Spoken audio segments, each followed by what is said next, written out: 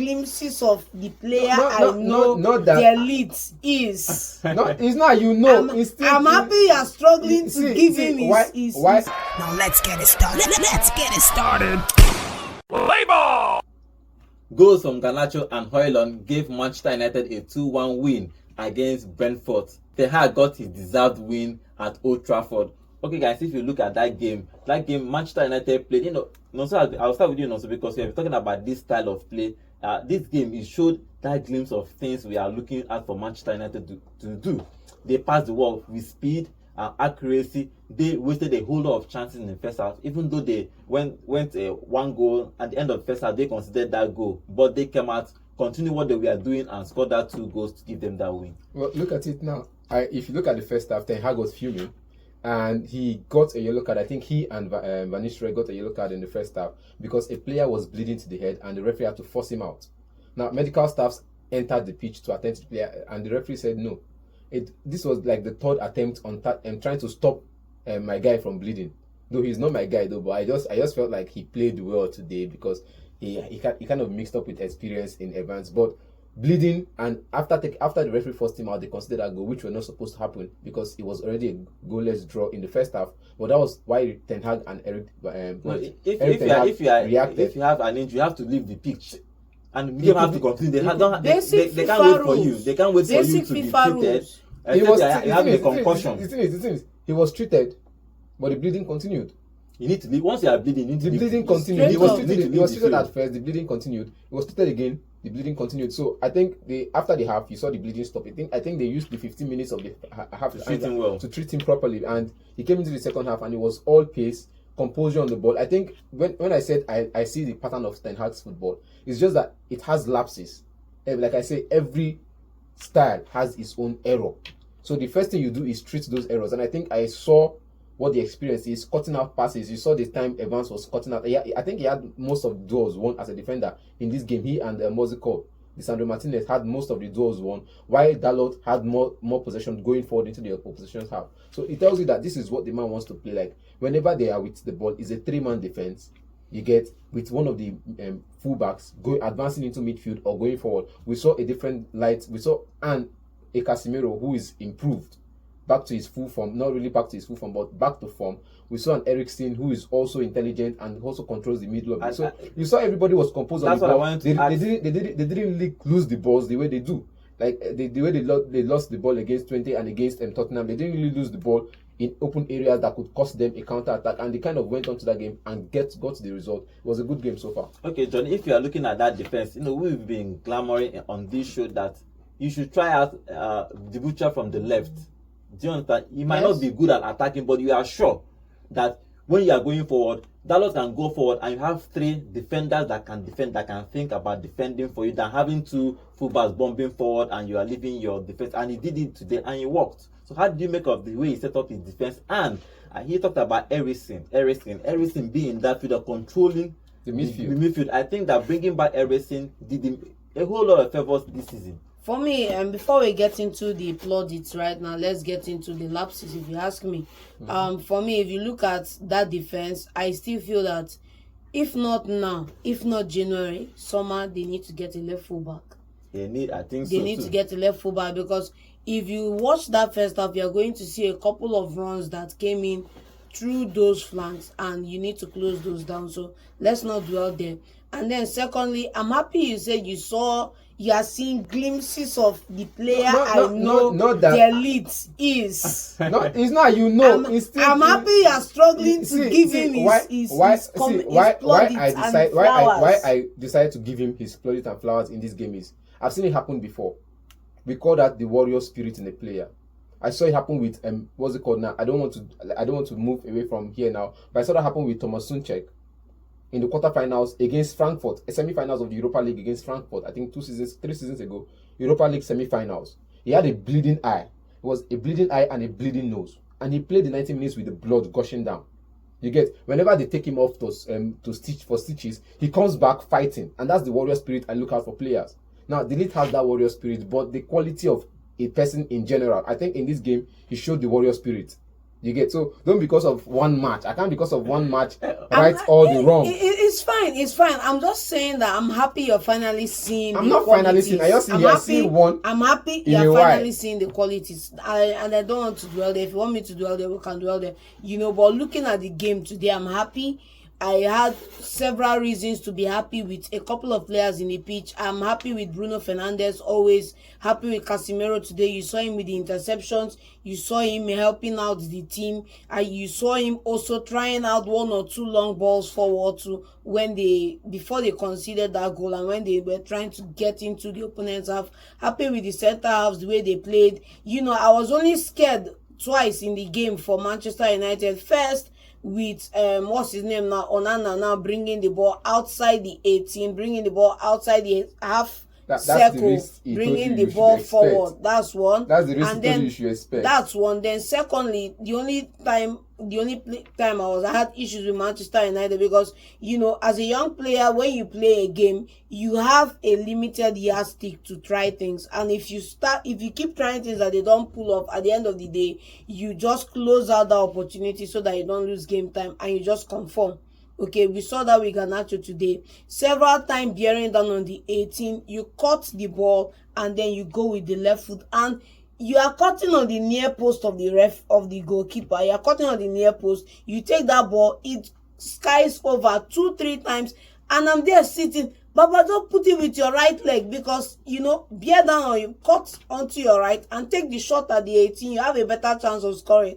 And he favored his left, but we saw the goal. He came in on his right. We saw his second attempt. He came in, and I'm like, okay, if this is the way forward, just do the thing you do your routine, but when you bear down on goal, please use your right because you are coming down in that way, and this is your most potent because you have more of the goal post when you cut in. How Thierry Henry used to do his dance now. Once Thierry Henry dances with the 18 and he does like this, he's not Arutu to the okay. So if you look at that second goal, let's talk about that second goal because it was a lovely goal from Højlund. That's what we were expecting him to be doing. Yes, he's a talented young boy. He did that last season. Yeah, he's a talented young boy, and the composure that he used to score that second goal was fantastic. How do you make of him leading Manchester United to glory? It's the same way I see. Like I said, I'm scared of players crossing from the Serie A. Strikers, not players. Strikers crossing over from Serie A. I'm scared of that. But I think Højlund has given glimpses of someone who's a bit different because he's played in different leagues. He's played in Denmark. He's played other Copenhagen and all of that. He gives a different glimpse of play. His conversion rate is above par. Is on point. Now look at the way when he takes a shot, he's always on target. Whenever he takes a shot off target, is either the goalkeeper is saving it or whenever he takes a shot on target, either the goalkeeper is saving it or it's hitting the post or maybe a defender is blocking it. We saw that against Aston Villa last season. We saw that earlier this season before he went on injury. He's a player that when you trust him, that when he gets into your position half, he has this knack or this this glimpse of Greenwood. Whenever he's in the position half, he doesn't look for a pass. He's taking the shot. And whenever right foot, left foot, whichever works for him, he's hitting the target. And that's one thing you look out for a striker every time you go or you start a game. You look out for a striker who can bury chances. And I think for Zeski and Højlund, because I saw Zeski coming into and doing the same thing. But it was dribbling and passing towards Rashford. I think they miscommunicated in some areas, but I think Højlund would be the best person to start every game for Man United. Okay, John. Me, yes. If you look at now Manchester United in this game generally, they had about 23 shots, had about 8 on target. They played well. This is what we are expecting Ten Hag to do. Do you think that Ten Hag will build on this foundation, or do you think it's a one-off thing? For me, I noticed something in this match. I wanted to call our attention to it. For the life of me, for over 50-60 minutes of that match, I was watching Rashford. Rashford was always loading the ball in. Rashford never attempted to go forward today. I was like, Baba Alpha, like, have you finally acquiesced to playing only as a winger, sending balls to people, I expect him to go forward and get more chances and take more chances than provide Højlund or provide others. No doubt about that. To be honest, it's not about what you saw today. If Man United has buried their chances over the season, over the course of this last 7-8 games, Rashford would have had the highest number of assists in the Premier League this season. If you look at the numbers against Liverpool, he had clear-cut crosses to Zeski against Liverpool, 4 that didn't go in. Against Fulham, he had 2 to Garnacho and maybe 1 to Amadiallo that didn't go in.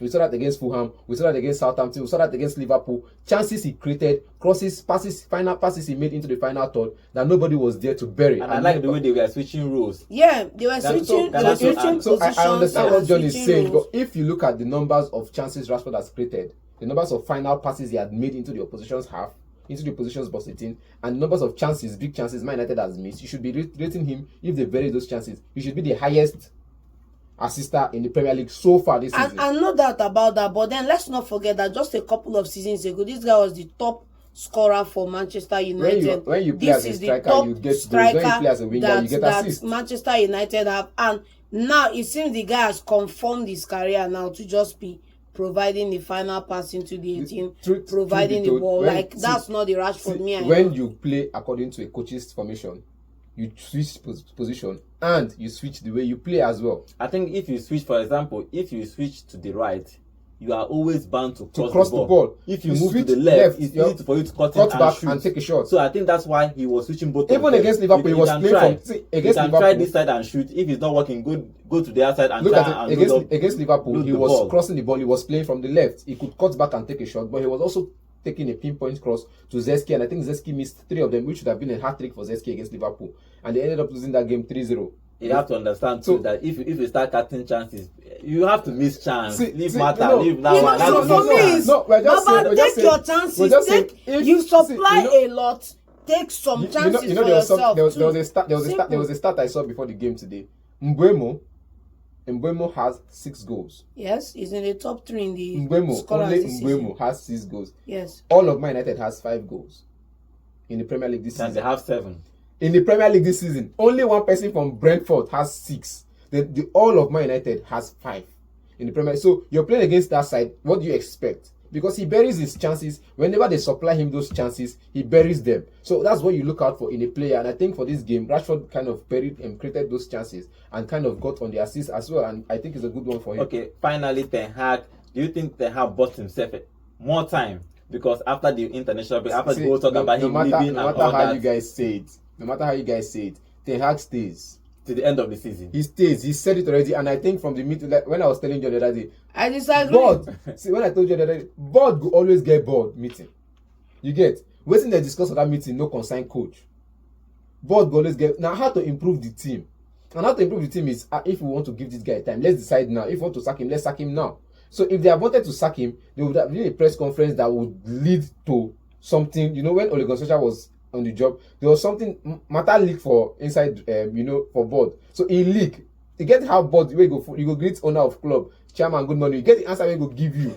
You go not say, they safe again. Your job don't dey at stake. So I think Ole Gunnar Solskjaer noticed it at time on time. Mourinho did the same thing, noticed on time, but Mourinho was stubborn. This man now knows because whenever he says hello, Jim, the response is always smooth and kind and all of that. So I think the response has not always been smooth and kind. No, if you listen to his last interview, the man said he's not the like he's not the one that I can't come here and determine this guy's fate.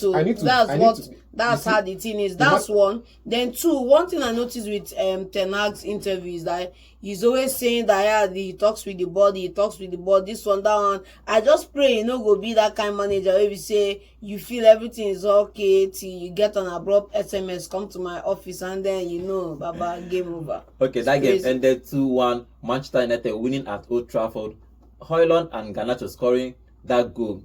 Højlund scored this beautiful goal, that beautiful chip against that goalkeeper, and they won that game 2-1. Probably saving Ten Hag, giving Ten Hag more chance to build whatever it is that he's building at Old Trafford. Let's hope that he keeps building this thing that he said that he's building, and by the end of it, let's hope that they qualify at least for top 4. We're not talking about them winning the league now. At least they might. Miracle happens in football. They might win the league, but now is for them to qualify the Champions League, to play Champions League next season. That should be the target. This is okay. Let's see what they are going to be doing throughout this. Let's see if this is a one-off performance or what they are going to be building to the end of the season. See you guys next time.